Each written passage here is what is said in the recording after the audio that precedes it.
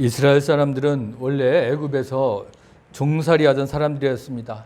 그러던 그런 사람들을 하나님께서 구원하셔가지고 그 비천한 종의 신분에서 이제 그들을 자유인들이 되게 하셨다는 겁니다.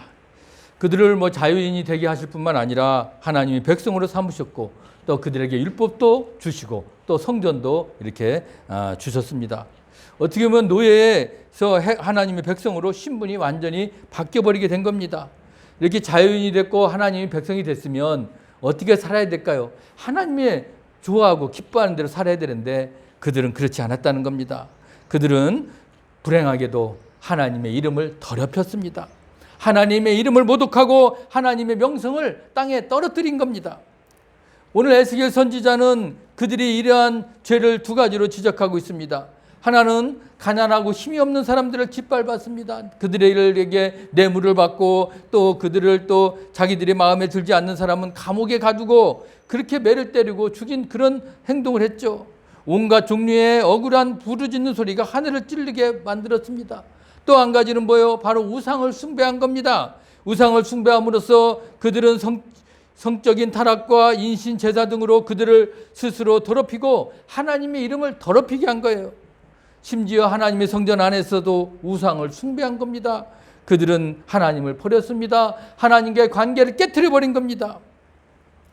여러분, 언약은 뭐예요? 언약은 바로 쌍방이 하는 겁니다. 이미 하나님과 그 하나님 백성들과 같은 맺은 언약인데 이제 그들을 어떻게 해요? 그것을 지키지 않았다는 것입니다. 깨트려 버렸다는 겁니다.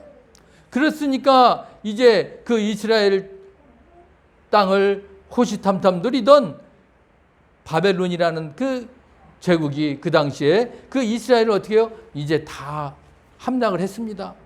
결국 그 바벨론의 함락을 당하고 성전이 무너지고 모든 사람들은 어떻게 됐어요? 포로로 잡혀가는 그런 삶을 살아갈 수밖에 없었다는 겁니다. 그런데도 하나님은 이 이스라엘 백성을 그렇게 자신을 배반하고 우상을 섬겼던 그 백성들인데도 하나님은 그들을 사랑해서 그들에게 또 새로운 언약을 또 주기를 원했던 겁니다. 그걸 바로 에스겔 선지자를 통해서 오늘 우리에게 주시는 말씀입니다. 하나님이 그런 상황에 있던 때 결국 이스라엘 백성들을 다시 그들에게 새로운 언약을 주셨는데 그게 무엇인지 오늘 같이 우리가 나누기를 원합니다. 오늘 24절 말씀에 보면 이제 내가 너희를 여러 나라 가운데서 인도하여 내고 여러 민족 가운데서 모아 데리고 고국 땅에 들어가서라고 이제 시작하고 있습니다. 이미 그 바벨론의 포로로 끌려간 그 이스라엘 백성들 그들을 어떻게 하겠다고요? 오늘 그 종로를 타는 이스라엘 백성들에게 내가 너희에게 새로운 삶을 주겠다. 그래서 그들이 흩어져 있는 사람들을 어떻게 해요? 오늘 보니까 내가 여러 나라들 가운데 인도하여 내고라는 건 뭡니까? 오늘 이게 라카흐라는 동사인데 바로 그 고통으로부터 내가 너희들을 구출해 낸다. 그런 의미입니다. 지금 하나님께서 이스라엘 백성들을 인도해 내신다는 목적은 그들을 노예로서 이제 삶의 고통으로부터 어떻게 해요? 구출하겠다는 거예요. 어떻게 보면 여러분 우리들도 마찬가지 아닙니까? 우리가 처음부터 하나님의 자녀가 되었었습니까? 아니잖아요. 우리는 죄밖에 죄인으로밖에 살아갈 수 없는 그런 사람들이었습니다. 그런데 그 우리들을 어떻게 해요? 지금 이 시간 이렇게 교회의 자리로 인도해 내신 거 아닙니까? 바로 우리를 고통에서 건져주시기 위해서 오늘 이 자리에 모인 거 아닙니까? 하나님께서 이방에 뿔뿔이 흩어져 있던 그 이스라엘 백성들을 어떻게 해요? 한 곳으로 모아라 카바흐라는 동사인데 그걸 바로 약속의 땅으로 모아서 인도하셨다는 겁니다.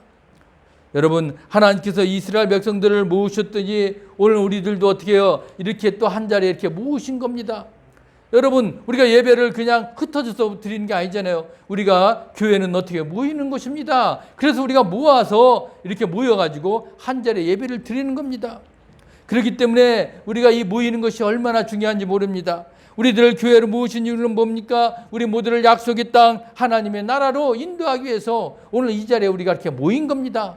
이 모인다는 것이 얼마나 또 귀한 건지 여러분 우리가 잊어서는 안 됩니다. 그리고 보니까 모아서 데리고 고국 땅에 들어가서 그렇게 얘기했습니다. 결국 이제 여러분이 들어가서 이 단어를 보면 이제 여러분 성경에도 보면 노아 시대 때 어땠어요? 노아가 동물들을 데리고 어떻게 해요? 방주로 들어가서 그렇게 그 단어가 나오죠. 그 뜻입니다. 결국 하나님의 동행과 보호하신 가운데 그들이 그 노아의 방주에 들어갔다는 것입니다. 우리도 오늘 하나님이 여러분 이렇게 교회에 불러 모았던 것은 뭐예요? 노아의 방주에 동물들을 보호하시고 인도하신 것처럼 이제 우리도 하나님이 나라로 인도하기 위해서 세상 가운데 우리가 살다가 이렇게 또 한 주일 거룩한 날에 우리가 모여서 이 교회에서 이렇게 또 예배드리고 교회생활, 신앙생활을 하라고 또 하나님이 또 만들어 주신 겁니다.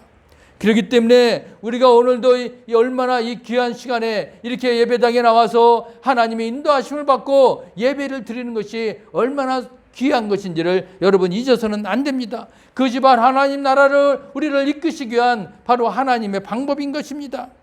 그렇기 때문에 오늘 하나님께서 그 이스라엘 백성들이 어떻게 됐죠? 그 멸망을 당하고 그 포로로 잡혀가서 곳곳에 다 흩어졌습니다. 그런데 그들을 어떻게 해요? 이제 한 군데 모아서 인도해서 이제 데리고 다시 어떻게 해요? 이스라엘 땅에 들어가겠다는 겁니다.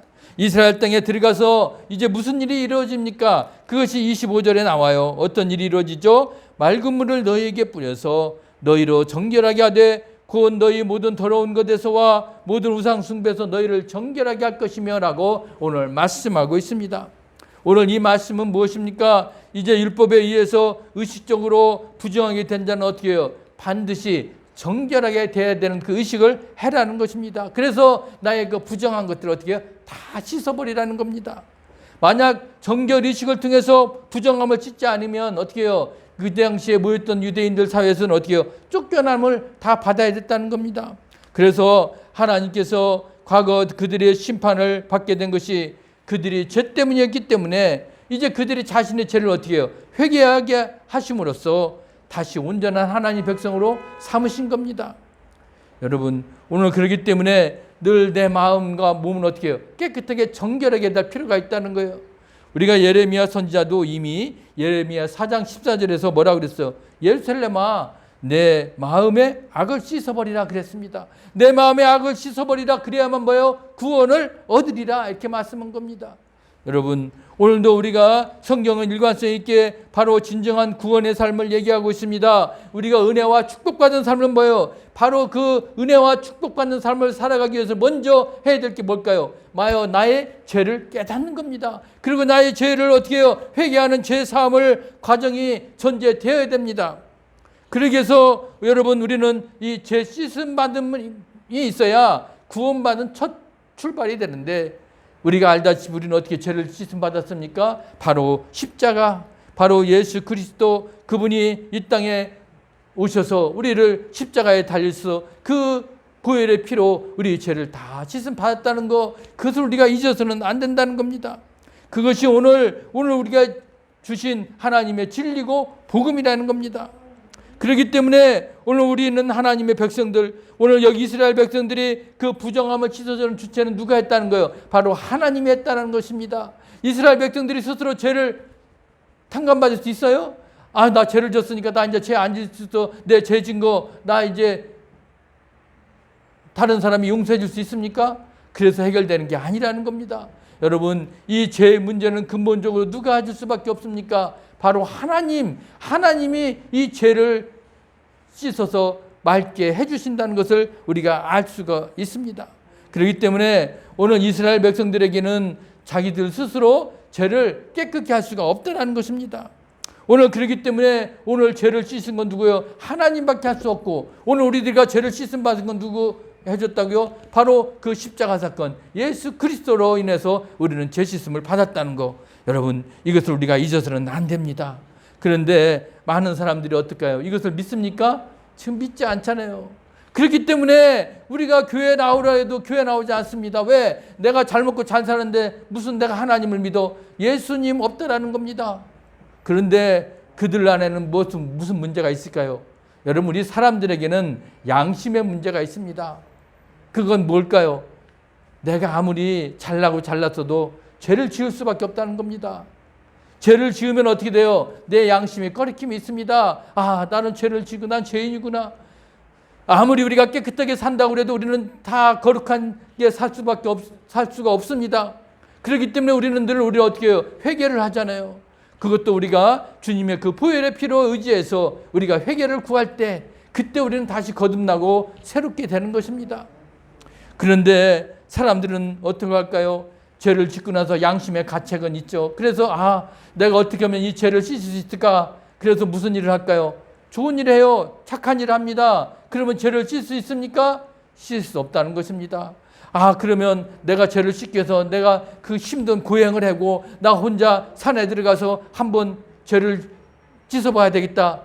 그 수년 동안 수련을 통하고 뭐 한다고 해서 죄가 해결이 받습니까? 해결받지 못한다는 겁니다. 죄 문제는 그렇게 해서 해결되는 게 아니라는 겁니다. 분명히 알아야 됩니다. 여러분, 우리 죄 문제를 우리가 스스로 해결할 수 있는 것이 아니고 죄 문제를 해결해 줄 수 있는 분은 바로 하나님 예수 그리스도의 보혈의 피로 우리가 구속받았다는 것을 잊어서는 안 됩니다. 우리가 잘 아는 불교계의 성철 스님, 그분은 얼마나 도를 닦았습니까? 그분은 80년 동안 자신이 그렇게 수행하다가 결국 죽는 순간에 그가 유언을 했죠. 그 유언은 너무나 유명해요. 뭐라고 했습니까? 내 죄는 산보다 높고 바다보다 깊은데 내 어찌 감당하랴. 내가 80년 동안 포기한 것은 헛것이로다. 우리는 구원이 없다. 죄값을 해결할 자가 없기 때문이다. 그렇게 불교에서 80년 동안 수행한 그런 노 스님이 마지막 순간에 이렇게 고백한 겁니다. 모든 죄를 내 죄 문제를 해결할 수 있는 거 내가 아무리 수행을 통하고 해결하려고 했지만 해결할 수가 없었다는 것입니다. 그래요. 여러분, 우리가 인간의 모든 죄를 씻어 구원에 이르게 하는 것은 그 누구도 할 수가 없다는 것입니다. 그렇기 때문에 오늘 삶의 죄책감이나 욕심이나 죄된 마음에서 벗어나서 내가 죄 씻음을 받고 구원에 이르기 위해서는 내가 아무리 내 행위로 이룰 수가 없다는 것입니다. 오직 예수 그리스도 하나님, 우리는 하나님의 은혜에 오늘 우리가 구해야 됩니다. 그래서 자기 죄에 대하여 가슴 아파하며 회개하는 심령을 우리는 가져야 되는 거고요. 우리 하나님께서는 우리 상한 심령을 어떻게 해요? 절대로 멸시하지 않으시잖아요. 오늘도 우리가 하나님 앞에 우리가 죄를 용서를 구하면 하나님은 어떻게 해요? 그 주님의 선한 피로 우리를 사하여 주시고 우리를 은혜로 구원시켜 주신 겁니다. 그렇기 때문에 오늘 우리가 하나님 앞에 나와서 하나님 말씀에 순종하고 그리고 우리가 매일매일 주님 앞에 회개하면서 우리가 거룩하고 순결한 삶을 살아갈 수가 있는 겁니다. 이제 그렇게 살아갔을 때 우리가 또 26절을 보세요. 보니까 26절에 뭐라고 그랬습니까? 또 새 영을 너희 속에 두고 새 마음을 너희에게 주되 너희 육신에서 굳은 마음을 제거하고 부드러운 마음을 줄 것이며 라고 말씀하고 있습니다. 이제 25절에서 이제 우리는 구원받은 성도의 그런 의식적인 그런 정결에 관한 말씀이라면 이 26절은 바로 내적인 정결에 관한 말씀을 오늘 우리에게 주시고 있다라는 겁니다. 그래서 25절이 구원받은 성도의 의식적인 정결, 이건 이제는 26절은 성도의 내적인 정결. 이스라엘 백성들을 여러분 그 바벨론의 포로의 땅에서 구원시켰습니다. 그런데 그들이 이스라엘 예루살렘으로 다시 돌아왔다고 해서 다 해결되었습니까? 그거 구원받았다 해서 모든 문제가 해결된 게 아니라는 것입니다. 하나님께서는 이제 그들에게 이제 맑은 물을 뿌려서 정결하게 하고 그들의 육신에서 굳은 마음을 제거하고 부드러운 마음을 주시겠다고 그랬어요. 한마디로 뭡니까? 이 마음을 새롭게 하시겠다는 겁니다. 그렇기 때문에 이 말씀이 이스라엘 백성들이 이제 포로에서 해방되었어요. 야, 이제 우리 땅으로 고국으로 내가 왔구나. 그러면 다 모든 게 다 구원의 문제가 해결됐구나. 그렇게 생각했겠지만 그것이 아니라는 겁니다. 구원은 이해는 외향적인 것이 아니라 바로 내 마음이 변화해야 되는 거예요. 내 마음과 관련되어 있다는 것을 오늘 우리에게 얘기하고 있습니다. 우리도 구원받았다고 하지만 여러분 나 입으로 나 예수 영접했어. 나 이제 그럼 구원받았어. 여러분 그걸로 구원이 끝난 겁니까? 구원받은 자로서의 삶은 나 예수를 나의 구주로 영접했으니까 내가 입으로 시인하고 고백했으니까 다 나는 구원받았으니까 이제 나 해결받았어. 내 마음대로 살아도 돼. 여러분 그겁니까? 그게 아니라는 겁니다. 이제 우리는 구원받은 자로서의 그 삶의 모습을 우리가 살아야 돼요. 그러려면 어떻게 됩니까? 내 마음이 변화해야 된다는 겁니다. 내 마음이 새로워지지 않으면 아무리 구원받은 자로서 내가 입으로 고백했더라도 그게 아니라는 거예요. 구원이 아니라는 겁니다. 이제 우리는 예수 믿기 전에 내 모습을 보세요.